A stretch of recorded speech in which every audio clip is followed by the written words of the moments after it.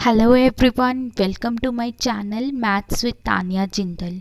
आज की वीडियो में हम पढ़ेंगे linearly dependent set of vectors and linearly independent set of vectors. ठीक है, हमें कुछ वेक्टर्स गिवन होंगे, 3 4 कुछ वेक्टर्स गिवन होंगे, कितने भी गिवन हो सकते हैं। हमें बताना है कि वो वेक्टर्स मिलके लीनियरली इंडिपेंडेंट सेट बना रहे हैं या फिर लीनियरली डिपेंडेंट सेट बना रहे हैं। ठीक है, तो उसका एक बहुत सिंपल सा मेथड है। डेफिनेशन पढ़ने से पहले एक बड़ी सिंपल सी चीज़ है चेक करने के लिए कि वो लीनियरली डिपेंडेंट है या इंडिपेंडेंट। पहले वो देख लेते हैं क्या है। जैसे कुछ वेक्टर्स है, जैसे सपोज 3 वेक्टर्स हैं v1 v2 v3। ठीक है, हमें चेक करना है कि वो लीनियरली डिपेंडेंट है या लीनियरली इंडिपेंडेंट। हम क्या करेंगे, हम ऐसे लिख लेंगे α1 v1 plus α2 v2 plus α3 v3 is equal to 0। ये चीज़ हम लिख लेंगे। ये चीज़ लिखने के बाद v1 v2 v3 की हम वैल्यू डाल देंगे। उसके बाद हम α1 α2 α3 फाइंड आउट करेंगे कैलकुलेशंस करके। α1 α2 α3 तीनों की वैल्यू फाइंड आउट करेंगे। अगर तो α1 α2 α3 तीनों के तीनों ही ज़ीरो आ गए, मतलब अगर सारे स्केलर ज़ीरो आ गए, तो हम बोल देते हैं कि जो वेक्टर्स है वो लीनियरली इंडिपेंडेंट है। जो वेक्टर v1 v2 v3 है वो लीनियरली इंडिपेंडेंट होंगे अगर सारे के सारे स्केलर्स जो हैं वो हमारे ज़ीरो आ गए। ठीक है, लेकिन अगर कुछ स्केलर्स नॉन ज़ीरो आ गए तो हम बोल देंगे कि वेक्टर जो है v1 v2 v3 वो लीनियरली डिपेंडेंट है। राइट, ऐसे करेंगे हम। जैसे सपोज कोई एक स्केलर भी नॉन ज़ीरो आ गया है, जैसे α1 नॉन ज़ीरो आ गया, α2 α3 ज़ीरो आ गए, तब भी हम बोल देंगे कि लीनियरली डिपेंडेंट है। ठीक है, लीनियरली इंडिपेंडेंट कब बोलेंगे, जब सारे स्केलर ज़ीरो आ गए।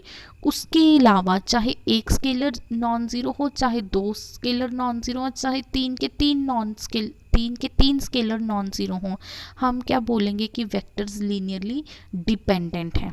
ठीक है, अब हम इसकी डेफिनेशन देखते हैं। कहते कुछ वेक्टर्स है v1 v2 vn, a set v1 v2 vn of vectors. ये सेट लीनियरली डिपेंडेंट कब होगा, if there exist scalar α1 α2 αn not all zero. सारे स्केलर्स ज़ीरो नहीं होने चाहिए। अगर सारे स्केलर ज़ीरो हो गए तो सेट क्या हो जाएगा, लीनियरली इंडिपेंडेंट। तो कहते हैं सारे स्केलर ज़ीरो नहीं होने चाहिए, मतलब at least one scalar non zero होना चाहिए। There exist scalar α1 α2 αn not all zero का मतलब क्या है, कहते कोई एक ऐसा स्केलर एग्जिस्ट करना चाहिए जो नॉन ज़ीरो है। ठीक है, such that α1 v1 plus α2 v2 plus αn vn is equal to 0। Right, हम करेंगे क्या, इसको 0 के इक्वल रख के स्केलर फाइंड आउट करेंगे। अगर सारे स्केलर 0 आ गए तो लीनियरली इंडिपेंडेंट, अगर कोई एक स्केलर भी नॉन ज़ीरो आ गया तो हम बोलेंगे लीनियरली डिपेंडेंट। राइट, तो यही बात इस डेफिनेशन में है। कहते अगर ऐसे स्केलर एग्जिस्ट करते हुए सच दैट कि वो सारे स्केलर ज़ीरो नहीं हैं, मतलब एटलीस्ट कोई एक स्केलर है जो नॉन ज़ीरो है, देन हम उस सेट को हम क्या बोलेंगे, लीनियरली डिपेंडेंट सेट। ठीक है, अब हम लीनियरली इंडिपेंडेंट सेट की डेफिनेशन देख लेते हैं।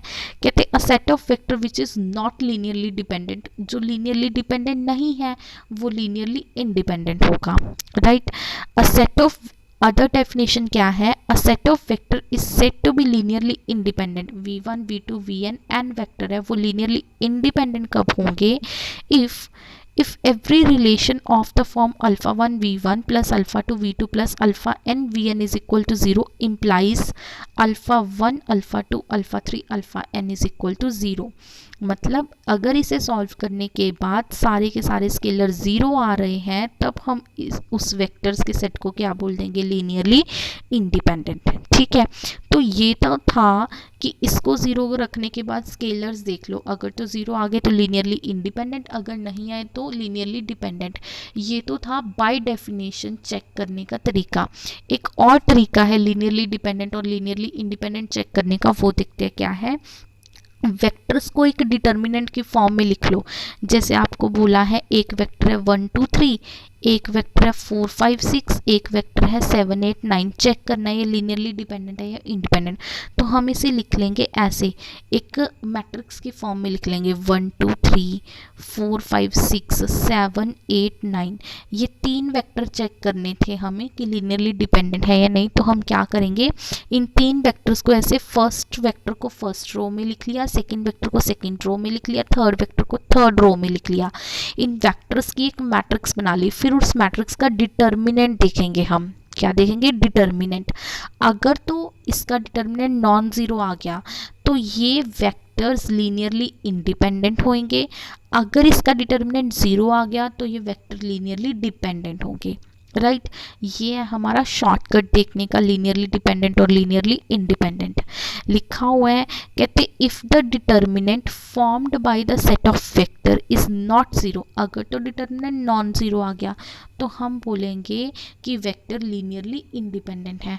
अगर डिटर्मिनेंट जीरो आ गया हम बोलेंगे कि वेक्टर लीनियरली डिपेंडेंट है। तो लीनियरली डिपेंडेंट और लीनियरली इंडिपेंडेंट चेक करने के दो तरीके हैं। एक तो भाई बाय डेफिनेशन स्केलर्स देख लो, स्केलर जीरो आ रहे हैं या नॉन जीरो आ रहे हैं। दूसरा मेथड है कि डिटर्मिनेंट देख लो, डिटर्मिनेंट जीरो आ रहा है या नॉन जीरो आ रहा है। अगर तो डिटर्मिनेंट जीरो तो लीनियरली डिपेंडेंट सेट, अगर नॉन जीरो तो लीनियरली इंडिपेंडेंट सेट। राइट तो ये हमारे दो तरीके हैं। अब हम बात करते हैं एग्जाम्पल्स पे मूव करते हैं। ये हमारे पास तीन वेक्टर दे रखे हैं, -1 1 2 2 -3 1 10 -1 0। ये वेक्टर्स बताने हैं ये लीनियरली डिपेंडेंट है या इंडिपेंडेंट। तो हम क्या कंसीडर करेंगे, जैसे बोला था α1 v1 plus α2 v2 plus α3 v3 is equal to 0। v1 की वैल्यू डाल दी, v2 की वैल्यू डाल दी, v3 की वैल्यू डाल दी। ये जीरो वेक्टर के इक्वल है। जीरो वेक्टर मतलब 0 i cap plus 0 j cap plus 0 k cap.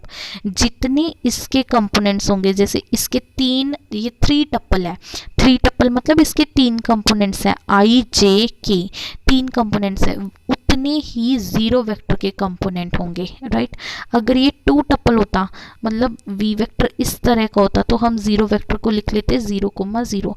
मतलब जितने टप्पल्स का हमारा ये वेक्टर है उतने टप्पल्स का ही हमारा जीरो एलिमेंट होगा। राइट तो हम क्या कर रहे हैं, α1 v1 plus α2 v2 plus α3 v3 को हमने 0 के इक्वल रखा, v1 v2 v3 की हमने वैल्यू डाल दी। उसके बाद हम α1 को ऐसे अंदर ले गए, α2 को अंदर ले गए, α3 को अंदर ले गए। यहाँ पे बन जाएगा -α1 α1 2 α1 plus 2 α2 -3 α2 α2 plus 10 α3 -α3 0 is equal to 0 0 0। ठीक है तो हम जब उसको ऐड करेंगे, फर्स्ट कंपोनेंट फर्स्ट में ऐड होगा, सेकंड सेकंड में ऐड होगा, थर्ड थर्ड में ऐड होगा, तो ये बन जाएगा -α1 plus 2 α2 plus 10 α3 is equal to 0। α1 -3 α2 -α3 is equal to 0। 2 α1 plus α2 plus 0 is equal to 0। मतलब ये हमारे पास ऐसे तीन इक्वेशंस बन जाएंगी। इन तीन इक्वेशंस के तीन वेरिएबल α1 α2 α3 आप सॉल्व कर सकते हो। तो सॉल्व आप खुद करना, यहाँ से आप α1 α2 α3 की वैल्यू निकालना तो उसकी वैल्यू तीनों की ही 0 आ जाएगी। ठीक है α1 α2 α3 तीनों की वैल्यू ही 0 आ जाएगी। तो मतलब सारे स्केलर 0 आ गए तो बाय डेफिनेशन जो हमारे ये वेक्टर्स जो दे रखे हैं तीन, वो क्या होंगे, लीनियरली इंडिपेंडेंट। राइट अगर सारे स्केलर 0 आ जाए लीनियरली इंडिपेंडेंट, अगर नॉन ज़ीरो आ जाए तो डिपेंडेंट। राइट एक और एग्जांपल देखते हैं। बताना है ये तीन वेक्टर दे रखे हैं, बताना है ये लीनियरली इंडिपेंडेंट है या डिपेंडेंट। बाय डेफिनेशन करते हैं हम, α1 v1 plus α2 v2 plus α3 v3 को 0 रख लेते हैं। ये v1 ये v2 v3 is equal to 0। α1 α2 α3 को अंडर मल्टीप्लाई करने के बाद, ऐड करने के बाद हमारे पास ये तीन इक्वेशंस बन जाएंगी। फिर इन तीन इक्वेशंस को आप खुद से सॉल्व करिएगा और α1 α2 α3 फाइंड आउट करिएगा। तो फाइंड आउट करने के बाद आ जाएगा α1 4 आ जाएगा, α2 -1 आ जाएगा, α3 की वैल्यू आ जाएगी 6। अब ये स्केलर्स नॉन ज़ीरो हैं।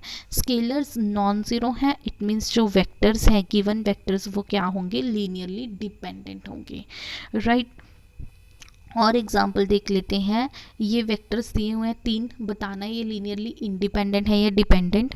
अब हम डिटर्मिनेंट वाला मेथड देखते हैं। वैसे तो बाय डेफिनेशन भी आप चेक कर सकते हो, बाय डेफिनेशन भी करके देखना, डिटर्मिनेंट वाला मेथड भी करके देखना। वो क्या है, फर्स्ट वेक्टर को फर्स्ट रो में लिख लिया 3 to 4, सेकेंड वेक्टर को सेकेंड रो में लिख लिया 1 0 2, थर्ड वेक्टर को थर्ड रो में लिख लिया 1 -1 -1। अब इसका डिटर्मिनेंट निकालो। डिटर्मिनेंट आपको अच्छे से कैलकुलेट करना आता है। जब आपने इसका डिटर्मिनेंट निकाला, इसका डिटर्मिनेंट आ जाएगा 8 which is non zero. Determinant non zero आ गया, इट मीन्स जो ये वेक्टर्स हैं वो लीनियरली इंडिपेंडेंट है, राइट। अगर डिटर्मिनेंट नॉन ज़ीरो आ जाए तो वेक्टर्स लीनियरली इंडिपेंडेंट, अगर डिटर्मिनेंट ज़ीरो आ जाए तो वेक्टर्स का जो सेट है वो लीनियरली डिपेंडेंट सेट होगा। यहाँ पे नॉन ज़ीरो आ गया डिटर्मिनेंट, इट मीन्स वेक्टर्स जो हैं वो लीनियरली इंडिपेंडेंट है, राइट। तो अब आपके लिए ये कुछ प्रैक्टिस क्वेश्चंस हैं। ये यहाँ पे 3 वेक्टर्स दिए हुए हैं, बताना है क्या वो लीनियरली डिपेंडेंट है। सेम यहाँ पे वेक्टर्स दे रखे हैं, प्रूफ करना है कि वो लीनियरली डिपेंडेंट है। यहाँ पे वेक्टर्स दे रखे हैं, बताना है कि वो लीनियरली इंडिपेंडेंट है। आप बाय डेफिनेशन भी कर सकते हो, डिटर्मिनेंट वाला मेथड भी अप्लाई कर सकते हो। दोनों मेथड्स को यूज़ करके आप ये तीनों क्वेश्चन प्रैक्टिस करिएगा, होमवर्क है आपके लिए, ठीक है। Thanks for watching video.